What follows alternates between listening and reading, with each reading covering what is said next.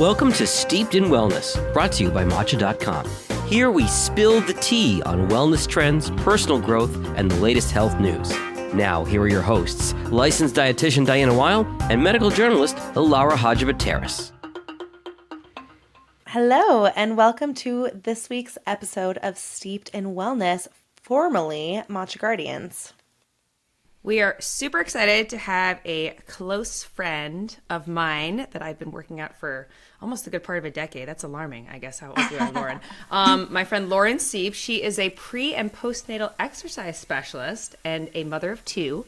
She's super passionate about helping women train for both their minds and their bodies to have a empowered pregnancy, birth, and post-birth. She believes that building a strong, well-functioning foundation not only prepares a woman for childbirth, but also sets them up for success in the transformative journey of motherhood.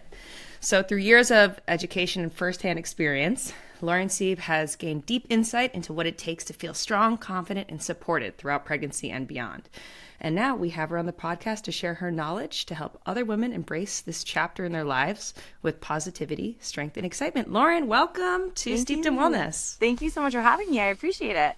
Absolutely. Okay, wait. I didn't realize that you guys have known each other for over a decade. How do you two know each other? I was living in New York City when I graduated college, which is a decade and a half ago. And then when I started dating my now husband, Peter, who's also been a guest on the podcast, shout out to the episode where we interview Harley and Peter about fatherhood. We moved out to Stanford back in 2016, and Lauren was actually a barre instructor at this studio that was down the street from the apartment I lived in. So that was the first time I met her. It was a barre class and a yoga class. And then a CrossFit gym opened in Greenwich, Connecticut that Lauren was also a member of. She became a coach there. So, at this point, right, that's almost 10 years ago, which is crazy. And then we were living over in Copenhagen the last couple of years, and I came back. And since then, Lauren has had her two kids and has kind of found this niche of specializing in pre and postnatal fitness, which is so cool. Lauren, that's a pretty big jump to go from barre to CrossFit. Yeah.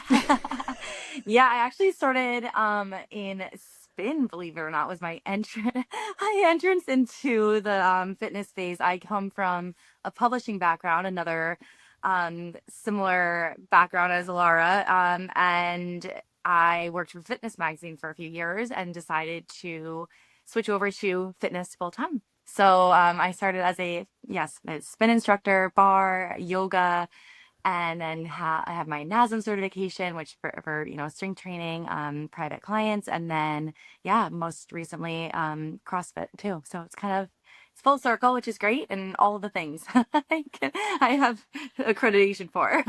Well, in her past life too, Diana, when she worked in health and wellness media, I think she actually interviewed your dad. Oh, Dr. funny. Weil. We're all connected. Yeah, right? It's funny how everything happens for a reason, right? And here we are today. Here we are. Lauren, I'm just curious. I feel like you've done everything from spin to barre to now CrossFit. I'm just curious. You shared with us a little bit, but what led you into the fitness space, and especially now that you're doing pre and postnatal, how did you get to that part of your career? So it's kind of a crazy story about how I got into fitness. So when I was 22, I was told I potentially wouldn't be able to conceive a child. I was very sick, honestly, after years of running my body literally and figuratively into the ground. I come from a really bad background of disordered eating patterns, over exercise, all of that. And going into the publishing world, while I loved it, it was my dream come true at the time, right? Writing for a big magazine, living in the city at the age of 22 and what have you. But my body was actually breaking down. My teeth were chipping, my hair was falling out. Every single sign was this girl's not the health and wellness, epitome that she's writing about. So I had this kind of weird guttural instinctual, I need to get my own shit together and kind of become the person that I'm writing to, the person I was writing all my content for. So I ended up starting at Exhale, which was at the time in Stanford. I managed the place. I think I even lied on my application of my age because I was so young, and I ended up managing 2 studios. Most of the instructors I managed were decades older than me. And while I was there, accumulated all my certifications, knowing that ultimately what I wanted to do was to have the family that I was told I potentially wasn't going to be able to. I'm married to my high school sweetheart.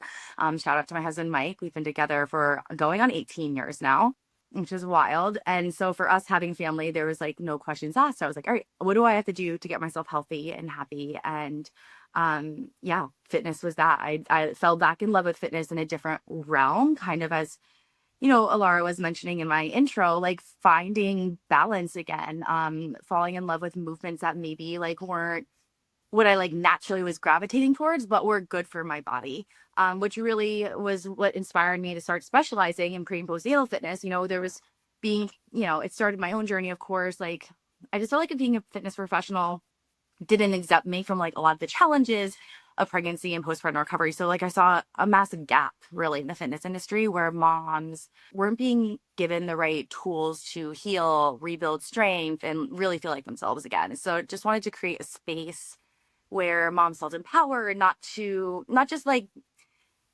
they're trying to get their bodies back. I hate that whole bounce back culture, but really expanding on what they can do and be empowered by their journey. Elara has known me, like I said, for probably, or like she said, about a decade now.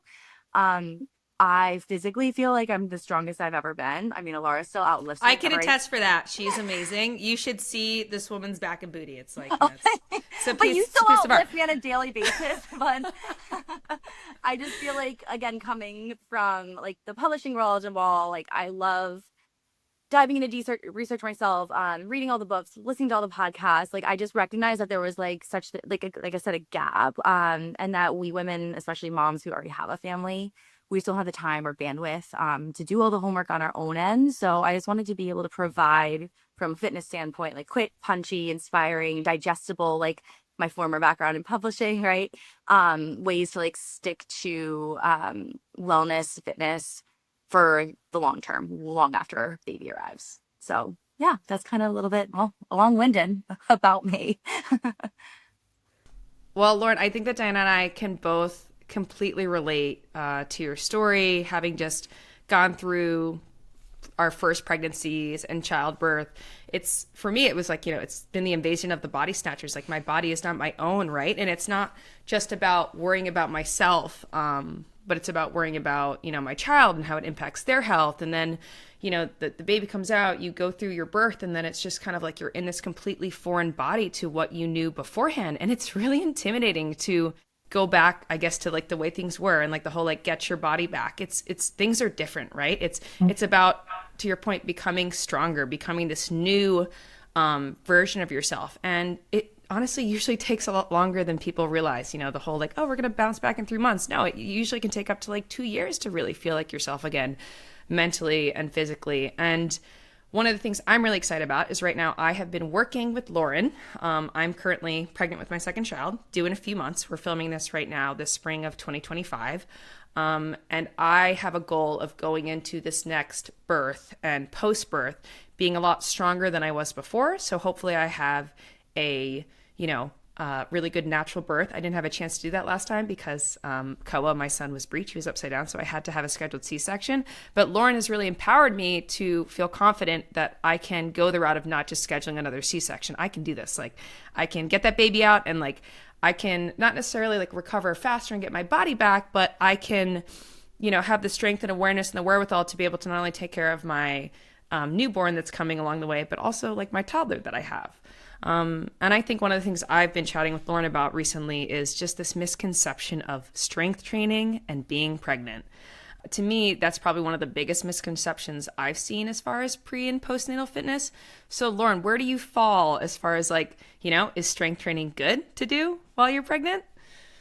Yeah, of course. Well, in terms of like those misconceptions you were saying, like I feel like people are so scared or almost looked at as like a handicap. Like I don't mean that a negative connotation, but it's like, no, like let's put them over to the side and like they have their own workout. Like they shouldn't be lifting with a barbell or grabbing the kettlebell weight that they typically use. And while, yes, like there are absolutely modifications that in playing it safe, like there is a place for that.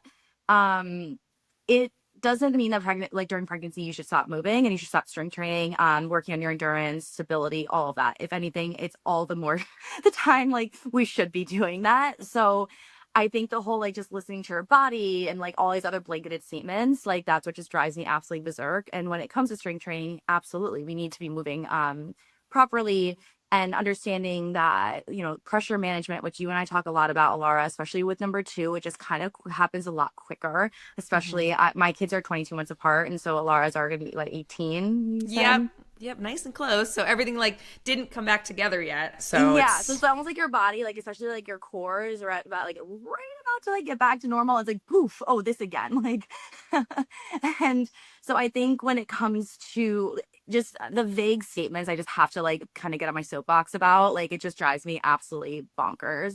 Because you absolutely can be making informed decisions about movement. It's very particular to the individual, right? So especially the blanket like bans of like no push-ups or don't do any work on your back, like you're going to be sleeping at night and you're probably going to roll over onto your back. So to be saying like, oh, you can't work out on your back is just kind of counterintuitive in my opinion. But again, so it's more of like what's not off limits, but it's how you do it and can we do it properly? Can we manage pressure? Can we breathe through it properly? Can you be doing it in form? That matters all the more so. So when it comes to strength training, like you, Elara, have a toddler. I had a toddler when I was pregnant with my second. Like, of course you need to be lifting something that's probably more than 20 pounds, right? Like it's just all the information that we are provided by a lot of our practitioners. I went to a high risk doctor just because that was who my OBGYN had partnered with at the time. He literally looked at me when I walked in, when I had just found out I was pregnant, and he was like, you're not going to be doing me that crazy shit anymore, right? And I was like, actually, yeah, I will be, and you can't tell me otherwise. And I brought him in a stack of literature from ACOG that completely debunked, like, you have to keep your heart rate under 140, right? And like all this stuff, because it's all outdated. And how I always say to my clients, I'm like, listen, I'm not telling you to like not listen to your physician. That's like actually the opposite. However, I'm asking you to be an advocate for yourself, like anything else, when it comes to your overall wellness, because if it's good for if it's good for your mind, like taking something away from you that's good for your mind during pregnancy is not like that, just is again counterintuitive. Lauren, real quick, what is ACOG? ACOG is the American College of Obstetrics and Gynecologists. So if you ever have any questions when it comes to your pregnancy, go on their website. It's acog.org, and you can find literature up the wazoo. But yeah, that was like Literally. my biggest. Sorry. But that for me is like, I don't know. It killed me that my physician was like, no, you can't do like what you absolutely love. It's like, actually I can. You're giving outdated information to cover your own tushy, which like I totally understand.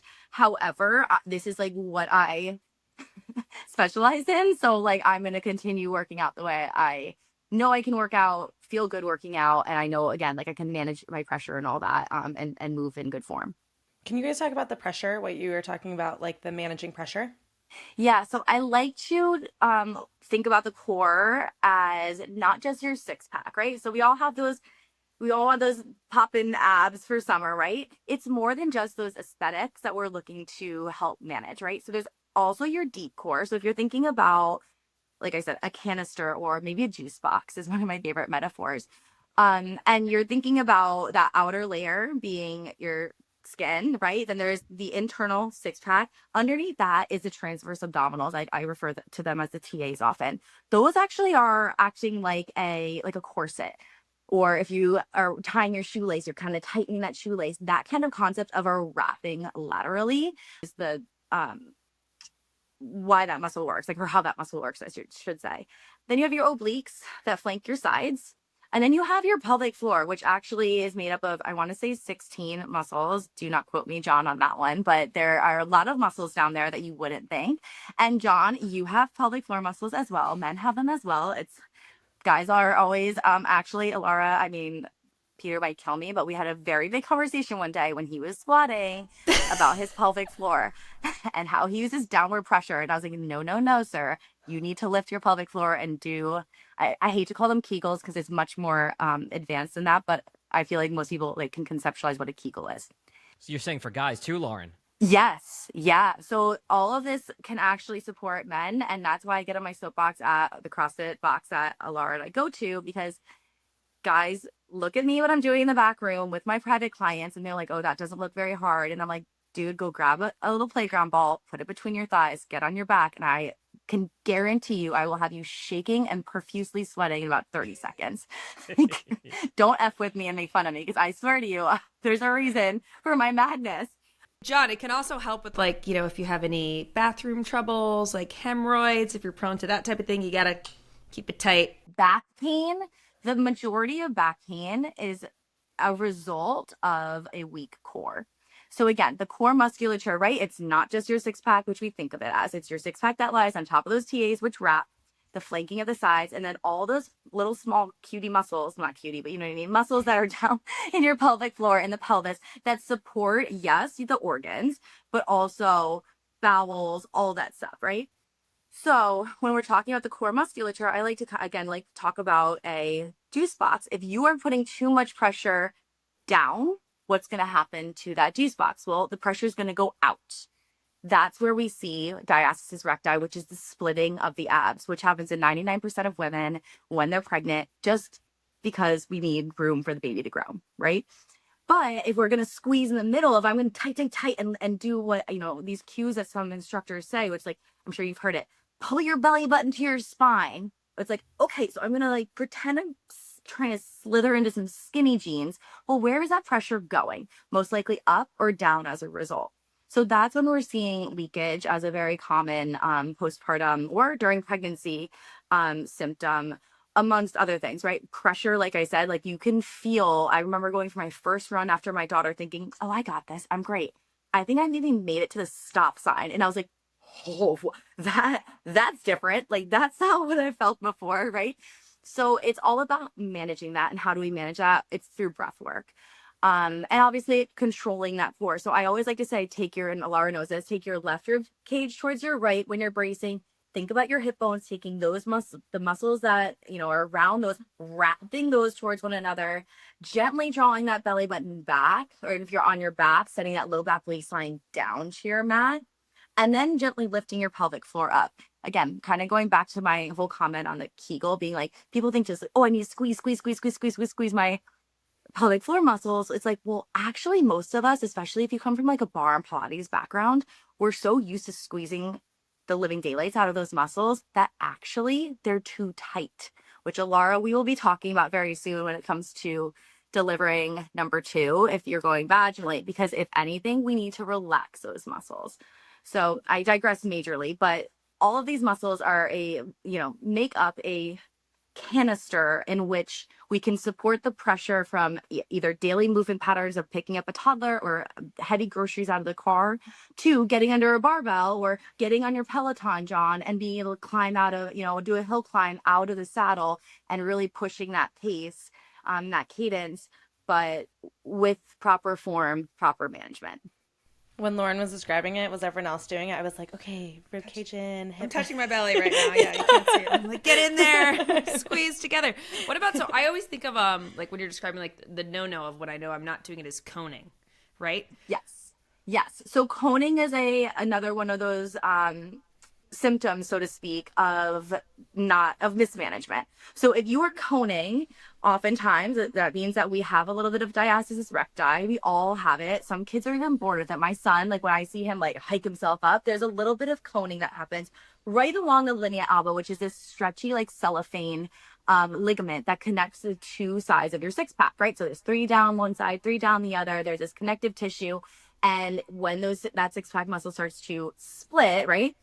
That's where the coning, that pressure is going to go out. So I noticed it a lot in myself in my second pregnancy, almost immediately when I was on the rower doing, CrossFit workout, and that leaning back concept, really pulling my elbows back. I was like, oh my gosh, there's that little dome. So when it comes to those movements, like at this point, Elara, we've talked about it. And when I get to typically a second, third trimester with a client, there's certain movements. Again, I never want to say, no, you can't do that. We're going to say, okay, well, how can we manage that pressure better? And if we can't, then that's something we're going to put on the back burner for right now. And we're going to work to get back postpartum once we were able to manage the pressure properly. So it's never like, no, it's like, how can we like, maybe, do we have to lean as far back? Probably not. That's when my row became, on that rowing machine, that erg, I wasn't leaning as far back. I still feel like I don't, because I taught myself for 9 months not to. But there's different movement patterns that we're going to just start to question, like, okay, well, can I exhale and bring those muscles all together we just spoke about and correct it? And if we can't, then how are we going to figure out altering that movement just slightly, or breathing differently, or bringing you into a different plane of motion so we can still get that same stimulus in the exercise without compensating in the management of pressure? Can you talk a little bit about heart rate? When I first got pregnant and I went in to start working out, I was like, what do you mean I have to keep my heart rate under 145? Like that's nothing. That's like me going on a hike or like barely doing any cardio. And then I did some research and I realized that like it's okay for me to bring my heart rate up, and I kind of let go of that recommendation pretty much entirely. Like I just didn't even keep track of my heart rate, and if I felt like I needed to take a break, I would take one, but otherwise I let go of it. And I'm just curious your thoughts, mostly so that when I get pregnant again, I can hear your voice tell me that it's okay. So first of all, I feel like heart rate varies so much person to person, right? So again, this is a blanket statement that physicians are using just to kind of cover their tushies. I'm forgetting what year in the 80s. I'm an 80s baby, so I should know this better. But in the 80s, ACOG, like I said, the American College of Obstetrics and Gynecologists, they debunked that. So it is not 140. And so it's a very antiquated, just like blanketed statement that physicians use. I don't know about you, but even now, postpartum, 3 years almost, I walk up a set of stairs and I'm pretty sure I can get my heart rate over 140 just like as is. So it's very like personal, and yes, it does. I would not be worried about it. What we use more so in when I'm with clients and people who have similar certifications to myself, it's more of, can we have a conversation? Are you like truly out of breath that you're keeled over? Like at this point, Elara, like, do I want you going and doing Murph? Like, probably not. But can we modify it? Right? You could know. I mean, I still did Murph like You still did it, but I'm like, I don't think I'll be running like you, because that'll be what, like a week before my due date. Okay, for the non-CrossFit person, Murph, what is that? Murph is a mile run to get started, a mile run to finish, and then you have basically, what is it, 100 push-ups? Gosh, I'm now 100 push-ups. 100 pull-ups, 200 push-ups, 300 air squats, another mile with a weighted vest. I'm going to keel over just thinking about Wait, that. actually, fun exercise. Lauren, if you were going to come up with, because I'm going to ask you to do this, God willing, everything is okay, a modified Murph for a woman who is 39 weeks pregnant. I got it, and it's on my Instagram from Greenwich CrossFit days. Yes, we would do bent over rows instead of pull-ups. Okay. We would do on your back in a glute bridge, a chest press. Okay. I don't like any pregnant women after a certain point, if we are coning like Elara, to be going back on a bench. It's not stable, so from a safety standpoint, but also, again, that undue pressure is going to show itself pretty quickly. So if you're getting in and out of that too much, it's also just not fun. As Diana, you probably know, like getting down and up like that at that point of pregnancy. Air squats are completely fine, and then the run is up to you. I won't be running. I don't run now. Okay, so what would I do instead of running? Like a bike erg, so you can get on the bike erg, and you can do a little bit more in terms of mileage on the bike erg than a mile run, because you would probably zip through that pretty quick. All right, stay tuned. Yeah, I know. We're gonna have to circle back. Yeah, I'll do a little Instagram reel and tag you on our Steeped in Wellness podcast Instagram. But yes, Diana, to your point, like, I just think that there's more, like, it's more about, can I have a conversation with you? Are you like fully keeled over? Or can we, like, yes, you're out of breath, you're pushing it, your heart rate is up. That's what we want. We want to be questioning that heart rate a little bit. Again, it's going to really simulate labor delivery, right? So, but we're doing it and we're managing it properly. So we're not going to have you completely gassed. I'm not going to tell you go run a marathon, literally, when you're 38 weeks pregnant. However, can we get a stim? Can we push you to kind of jack up that heart rate, but then slowly start to bring it down to a manageable point and get you back to a place where you can breathe? Both of my labors, I closed my eyes at one or two points, multiple times potentially, and thought of myself on that stupid assault bike and how that can jack your heart rate up to nobody's business, right? To no end. But then like I would be able to breathe through it. Like, when you're working out, whatever you're doing, whether you're pregnant or not, you can start to talk yourself into, can I bring my heart rate down a little bit? How can I stabilize this? So it's the same concept when you're pregnant. Like, I'm not going to make you go run a marathon, but can we get you to get 10 calories on that assault bike and really, really push, but then bring it back down, and we're having that conversation. I'm checking in. Are you good? Okay, awesome. Like, let's keep that action, keep that energy going. So it's not that 140 is just antiquated. It's just a number that they like, I feel like they just made up. And they're like, no, stick to this. And then everyone's like, I've seen so many pregnant clients like watching their Apple Watch, like, oh, I'm 145 right now. I'm like, yeah, no, girl, you're good. Like, that's okay. Yeah, it is. It's like the always checking. And I'm like, just that alone has me so stressed out that I'm probably going to be at 140. Yeah, that's white coat lap syndrome right there. So getting into labor, right? That's kind of, I would argue, I don't know a natural birth, but a natural birth probably is probably one of the craziest workouts we will do during our lifetime. What are the specific breathing techniques we could use to optimize our performance during labor? I love that. Well, first I have to say, I was going to mention this to you, Elara, before, but you need to pack a comb in your hospital bag. Yes, to press on. I don't know if anyone's told you. I bought one from Amazon, from the first one. I never had a chance to use it, right? Because you want to create like a pain point somewhere else. Yes, it's like pressure points. Yeah, it's like that gate control theory of pain or whatever it is, where it like stimulates like a different nerve ending. Highly recommend it. I use it with both. Of course, with my second, I couldn't find the damn comb, but I had my car keys and I was squeezing the crap out of the car keys. My husband's like, I can take those. I'm like, no. Like, I need these keys. So let's talk a little bit about that 360-degree breath work, which you'll incorporate, like I said before, in labor. Also, it's one of those things that you can, the second the baby comes out, you can start incorporating into your rehab. So let's all just take our hands spread your fingertips nice and wide. Now you're going to bring your fingertips to that front rib cage and wrap your thumb around your back. And then right away, just notice if you're carrying any tension in your shoulders. Try to let those shoulders relax. And I want you to think about filling up your inhale breath in your front ribs, your side ribs, and your back ribs. So take a big inhale. And then just exhale it out. Good. Do that again. Inhale, fill your front, your side, your back ribs. And then as you exhale, can you think about bringing those ribs closer towards one another like I spoke about earlier? Good. We're going to do that same thing again. Inhale, fill up front, side, back. And now we're also going to close the hips. So bring your ribs closer towards one another and your hip bones closer towards one another. Nice. One more like that. Inhale, fill up front, side, back body. Exhale. We're going to close the ribs, close the hips, and then think about that pelvic floor. Gently draw it up on the last little part of the exhale. Good.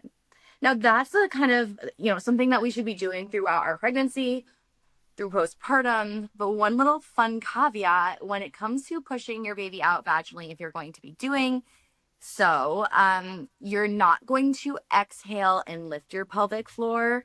You're going to exhale and that's when you're going to start pressing down and letting baby come down that birth canal and hopefully soon out.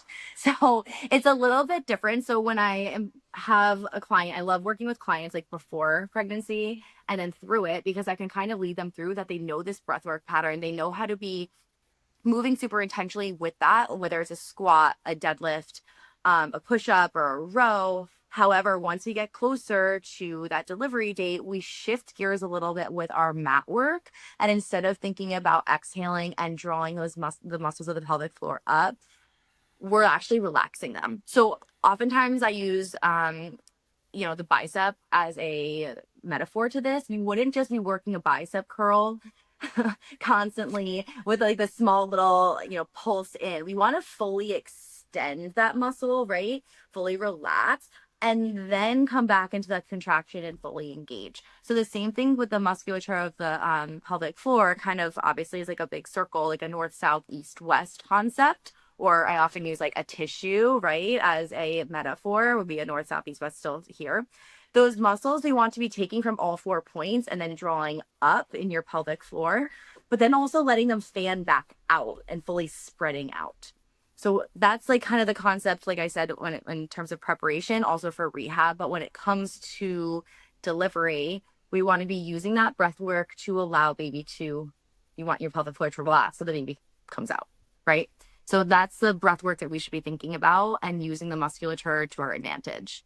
We've covered pre and birth, and now I want to talk a little bit about post, because woof, that's a journey. And I think one thing that's interesting, at least for me, I think, I'm sure you guys had a similar experience probably, that at the 6-week appointment, it's not like they do any sort of like physical check and all of a sudden you go from not being able to do anything to being 100% cleared. And I'm curious your thoughts on that. I also did not wait for 6 weeks because mentally I could not. I was so ready to like jump in.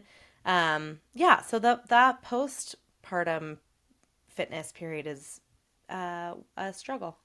Yes, you can say that again. That's what I feel like I specialize in the most. Like that's most of my clientele currently is in that postpartum stage. I had a client of mine actually come back to me 2 weeks postpartum. She's like, I know I can't physically like really work out, but I know there's things that we can be doing and I need to move and I need it for my sanity. So good for you, Diana, for like recognizing that. I was the exact same way. I was a little bit more scared after my first, to be honest. And plus I had a COVID baby, so not a lot of places were really like open yet. So it was a little bit different of a vibe.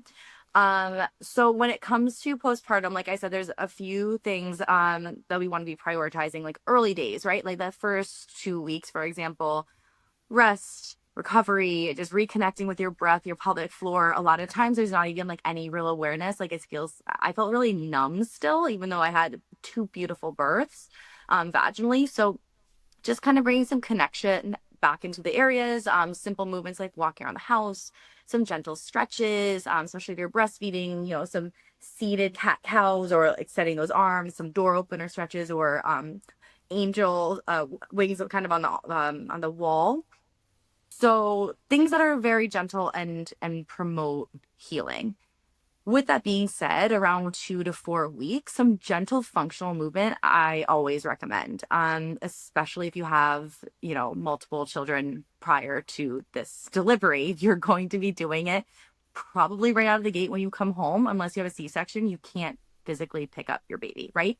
Or your toddler, I should say. So from that standpoint, like to your point, Diana, like maybe moving a little bit, maybe doing some air squats or a good morning, which is where you bring your hands behind your head and you're just hinging from that standing position and rising back up, just to like get some blood flow to feel good, like stoke that, like those good, oxytocin, like all those good things back into your body.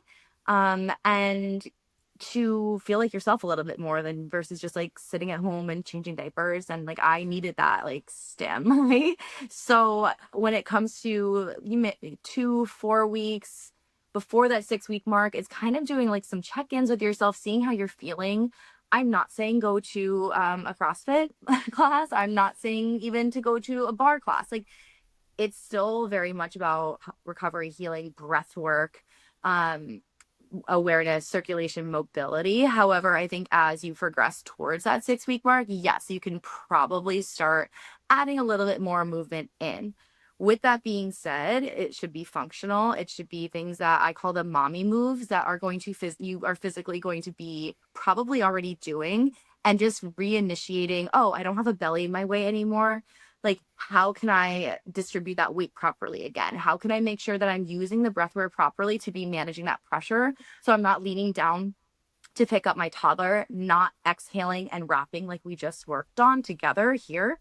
And then finding downward pressure or leaking or what have you, right? So once we get to the 6-week mark, to your point, Diana, a lot of physicians you walk in, it's a little bit more of like a mental check-in, right? And they're like, how are you feeling? Of course, they're running through very important to be checking versus baby blues versus maybe postpartum depression. However, if you're like my situation, my doctor knew what I did. She pushed her fingers down my linea alba, like I said. She said, you're good. Honestly, I did have a little diastasis still that I did have to work on. She did an exam down there. Things were looking great. Okay, awesome. You're on your way. I had a client yesterday who told me she literally didn't even put on a gown for her 6-week appointment. They didn't check jack, you know what. So of course, I've been working with her since she was the one who started with me back up 2 weeks postpartum, and we've been monitoring her progress already. And yes, she got cleared yesterday, whatever was this week, and I threw weights back in her hand for the first time because I was like, you've been doing the right work. Were they 15-pound weights like she did when she was pregnant? Absolutely not. They're 5s. However, we were able to start doing some deadlifts, start some lateral lunges. Our glutes get hit really, really hard when we're pregnant. And then the counterweight of our bellies going forward is just a recipe for that mom pancake butt that we Yeah, all... I'm so sorry, but where did my butt go? Oh, you still have a great butt. Don't No, worry. but it is not the same. It's a thing. Because we're always like this. We're like leaning forward, holding a child like on our hip and stuff. We're like always tucking in, I feel like, and not engaging as much. It's not just an aesthetics thing, but it is because of, like we were talking about before, like the postpartum recovery, like the pelvic floor. Proactively, it like glute strength helps manage core and pelvic floor health. Because they're in charge of hip stability and proper core engagement. Like there's so many, reasons behind glute strength. So that's one of the things that gets hit so hard, because think about it, like this huge belly is coming forward. We're compensating all the time, especially during the end. So that's one of those movements, being so after months of being front loaded in pregnancy, that we want to hone in on, because it, like I said, it stabilizes pelvis, it stabilizes spine, but also that's another culprit of low back pain, is lacking the glute strength, and because of its role with the core. But yeah, that's a thing, the pancake butt, but not on my watch. If you are a client of mine, Elara knows, I can't put it on my business card that I build better butts, but it's kind of my thing. Butts by Lauren. Yeah, no, it's true. Butts by Lauren. So would you say that women who are breastfeeding, do they have to take any sort of different approach? I know firsthand that there's a huge amount of anxiety and fear over being, your child's only food source. And if you do anything to kind of expend your energy, because it is so tiring and exhausting and zapping to breastfeed, there's the thought of if I go to the gym and I sweat, maybe that's going to reduce my milk supply that you take with clients. Yeah, so it's not my specialty. However, I will say from experience, that was where I had a really hard time. First of all, when I was breastfeeding, my body did not change as quickly as I would have liked. And I actually, a dear friend of mine, Danielle Pasquale, who is a pelvic floor PT, who Elara knows, works out with us, she was telling me the other day actually about this really interesting study, and I'll have to send it your way. Basically, you don't put on muscle when you're breastfeeding. And I'm like, oh, well, that makes total logical sense of why I was working my tushy off after both my children. I breastfed both my kids for 6 months and did not see the results, and it was so beyond frustrating. Add in the fact that you're exercising, so you're now expending however many calories, right? You're expending 300, 400 calories in a workout. When you're breastfeeding, you're also expending 300 to 400 calories in a day. So now we're talking, mathematicians here, 600, 800 calories per day additionally that you need to be eating just to live. So, but then there's this weird, I'm starving. I don't know if anyone who's ever breastfed, this. You just are so hungry. The hankerings are insane. Then you're now exercising. So just managing all of that is really tough. So I know for me, after my second and I'm chasing a toddler, I was renovating a house, I felt like I was eating a 400-pound man. I was like, give me food at all times. I want high fat, high protein, carb load me. And I was like, why am I not losing weight? So when it comes to let's figure that out. And it doesn't take a rocket scientist to figure it out. But it is really challenging. And the research is there that says you're not going to lose weight nor put on muscle while you're breastfeeding.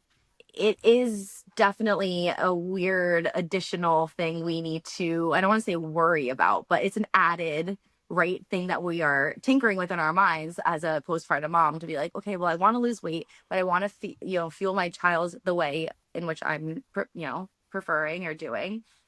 but how do I then also feel good, look good, perform? It's just like, oh my God, like I had something else, and then you're not sleeping. So it's like, holy cannoli, it's just a lot. And the sleep thing, I think people don't realize how much the lack of sleep can really impact, Totally. everything. Elara and I have we've probably talked endlessly about the lie that people tell you that you'll lose weight when you're breastfeeding. Yes. Yeah. Lies. Okay, so Lauren, you have 2 kids. Alara's about to have 2 kids. I think exercising right now with 1 kid feels pretty doable. Like I have a good, my husband's really helpful. I have a gym that I love. And when I can't go to the gym, my mom watches my baby and I ride her Peloton. Like I've got a good thing going. However, that feels a lot harder when you throw in another baby into the mix. What tips do you have for moms and dads of multiples who are trying to exercise? I love that question. And it's definitely one of the hardest things I found in terms of going from 1 to 2. First and foremost, it's all about honoring your body. So, and making sure that you feel strong, you feel supported, you feel empowered. I'm very lucky. I know, like Laura, that we have partners who also prioritize these things. So we schedule it, right? My husband goes to the 5 a.m. classes.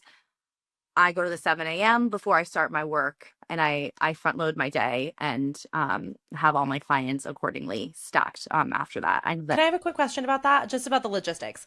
So I need to know this. We must plan.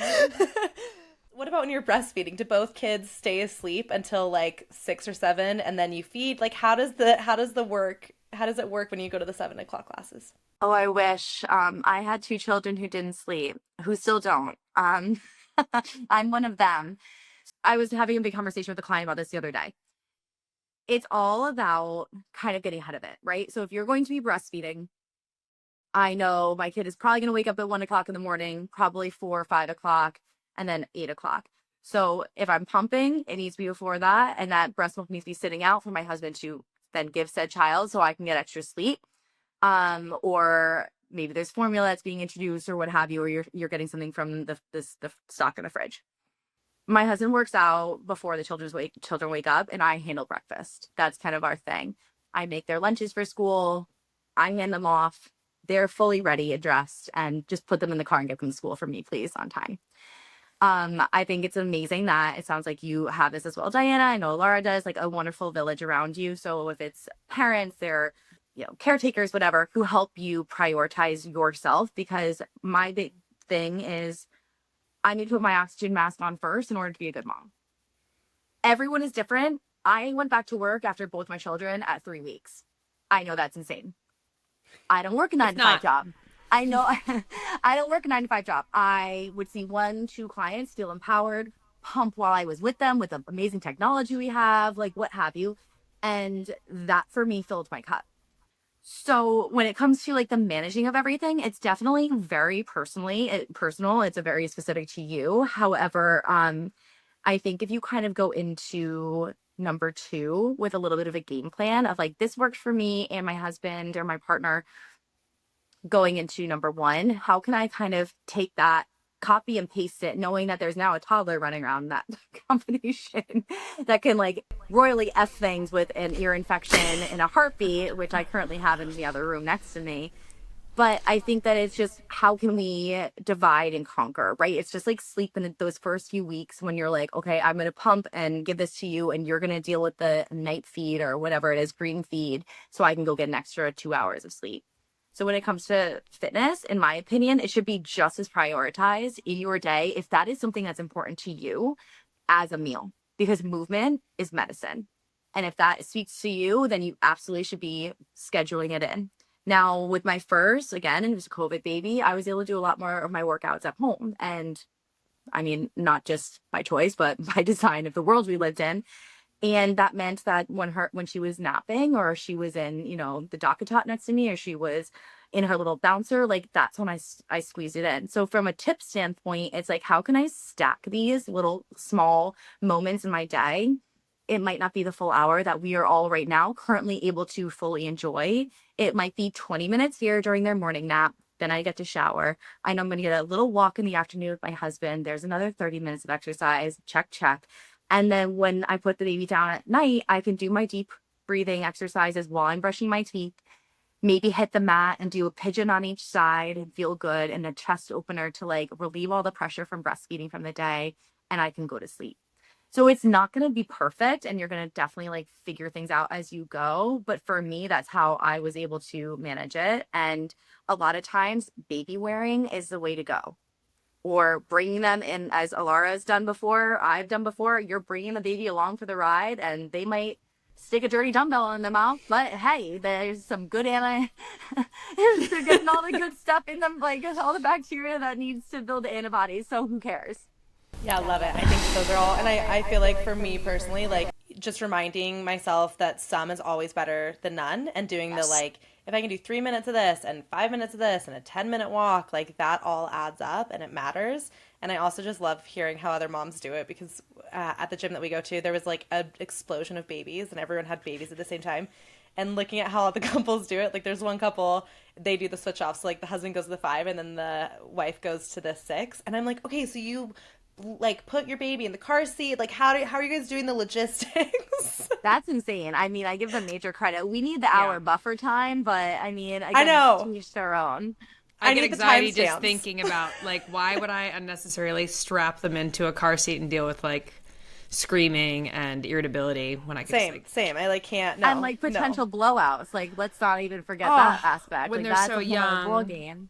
Yeah. I totally agree with you. Something I keep hearing from people is baby wearing for baby number 2, which I didn't do too much of the first time around because I got the advice not to do that, and I listened to it for better or worse because I didn't want to have a Velcro baby. Newsflash, I have a Velcro baby anyway. It's a total mama's boy. But that's like key is you just kind of like, you bring them on the road, you bring them on the go, they're napping on the go. It's not going to be the perfect condition with the sound machine and things like that, and they tend to just learn to roll with the punches.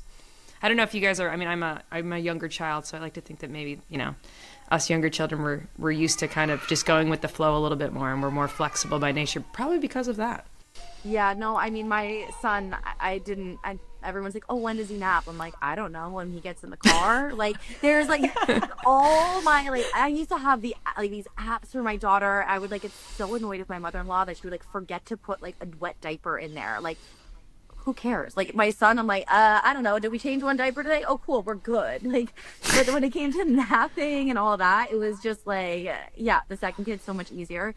But when it comes to the baby wearing, just know that it's all the more important to be honing in on your form, because I see this all the time, even now that like weighted vests are such a hot, I feel like, especially where we live, Elara, like everyone, their brother walks their dog with a weighted vest.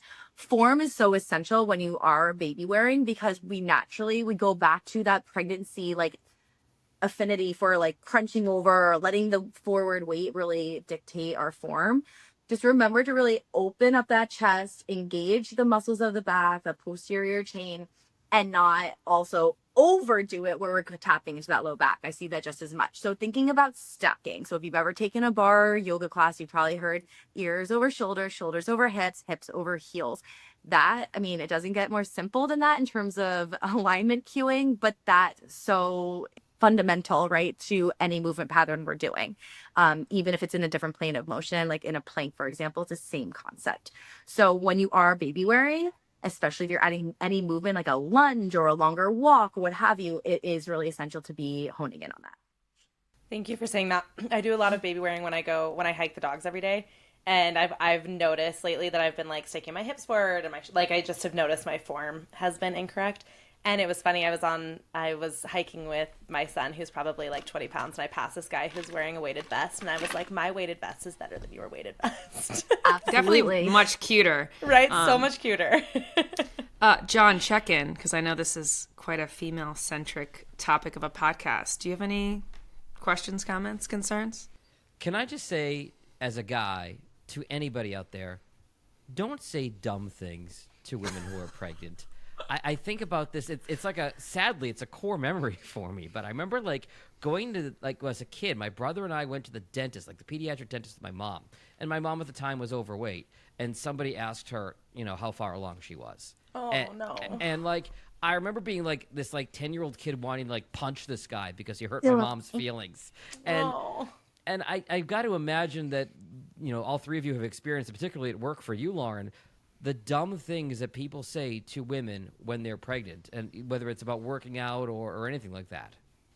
Yeah, I got a lot after. So I was very fortunate after my first, like I said, she was 3 weeks early, which I feel like those last 3 weeks are just hell for anyone who can relate, who goes full term. And a lot of times that's where like we put on a little bit more weight, right? Like that we are getting ready for that baby to be healthy and all that. So I kind of skipped that with my first, which is kind of wild and rare. So when I had my second and he was 3 days early before his due date, I had so many people like every single day. I was like, is today the day? Is today? I'm like, I don't know. Like, I hope so. I hope 3 weeks ago when I know I was having regular contractions that this baby was coming out, but no. So anyway, I was a lot bigger, I would say, at the end of my pregnancy with my son. And it took me a lot longer, I feel like, to get back to feeling like myself, maybe aesthetically looking like myself again.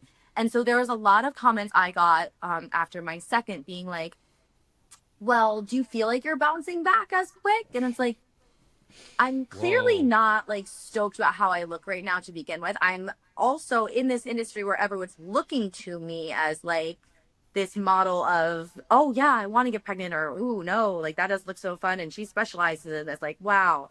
So I think there's a lot like around that, but then also just like, there's a lot of questions of like, well, when will you start CrossFitting again? When will you start doing pull-ups again? And it kind of goes back to how I even started this whole conversation earlier about like these misconceptions, right? Like you can't just blanket statement like, this is when I'm going to feel like I bounced back. This is when I feel like I can add a pull-up into my workout. It was very much like stepping stones, right? So I think that was like my biggest thing was like people were very stuck on like how I looked because of my career. And I get that. Don't get me wrong. However, I think that like people honing in on that for anyone, no matter what career, is not fair. And yeah, I don't know, Elara, did you feel like you had that like a little bit at the end with just being so, because you were very active with your first pregnancy and then now with your second? I was very active, but I was also huge. And now it's like to your point of I've been working out more during this pregnancy. I've been doing more strength training, and I feel bigger now, like 5 months pregnant, than I did the first time. And it's like there's these moments where it's like, yeah, it's kind of like slightly horrifying. You're like, to your point, people look at you and they're just like, oh, you're only that far along? And it's like, yep, like, yay, this, and it's not exactly the most motivating thing to hear from like the people you see every day at the gym. Like, it makes you not want to go to the gym, like you're like, I don't. Well, and also I've noticed it with you too. And I got this actually publicly on Instagram. And I remember a few of my friends like sounded off on it, but people seeing me with a barbell and a big belly. I know you're in a CrossFit gym a lot of times with the weight that you've been used to pushing, pulling, what have you for a decade now. And there's a lot of misconception. I'm working with you. I'm in the other room. I see you doing it. You asked me, should I modify this? Yep, modify that. No, keep that weight. And it's like the people who don't understand like the reasoning why, they're just going to be like, oh, you put that down. That's too heavy. Like that's what someone said on my Instagram, like sound it off. You should not be doing that. You're putting your baby at risk. Yep. How dare you? That poor child. I'm like, first of all, not your opinion to be had to begin with. Secondly, this is what I do for a career. I know how to manage my pressure, all the things we've talked about this whole hour. So that really got my blood boiling. Oh, yeah. If COVID has taught us anything, everybody on the internet is a doctor, an expert in world affairs, and an expert in all things, right? Yeah. Yeah, I think it's especially like I love it about a CrossFit gym is that there's kind of like this underlying competitive nature to it, which I love, right? Because I was a former competitive athlete, but there's also a little bit of a dark side to that, right? Where, when you're pregnant and you're adjusting the workouts and like you're busting your butt, like I still bust my butt. I'm like on the floor, heavily breathing after workouts. And, people still make comments like, oh, well, you didn't beat me in the workout because you did it scaled or you did this, especially because right now it's like the open and things like that. And I was really happy with how I performed in the first workout. And, I had a couple different people being like, oh, well, you did the pregnant version. I'm like, you know what? Why don't you try doing the fucking pregnant version with like an extra 25 pounds strapped to your belly and see how you do, is kind of what I feel like saying, but I do not say that. And this is why we don't comment on other people's bodies. Exactly. The internet's a dark place. Yeah. Well, Lauren, this has been so helpful, and I am really excited to implement some of these things if and hopefully when I get pregnant again. And I know that just this information is so needed for so many women, and not just women, not just moms, but I think dads can also take a lot from what you've said.